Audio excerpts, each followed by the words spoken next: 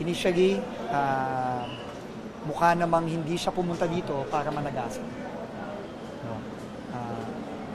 So we will just have to find out anong nangyari talaga. So yun lang muna, everyone. No? So please, we just would like to ask everyone to please respect the victims.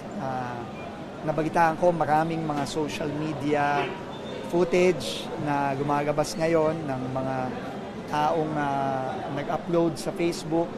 Ang pakiusap lang po namin, respetuhin naman po natin yung mga pamilyang namatayan. No, wag naman po natin sanang gagamitin ito para lang kumuha ng views sa social media. No? Napakasakit po nung dinadaanan ng mga pamilya ngayon.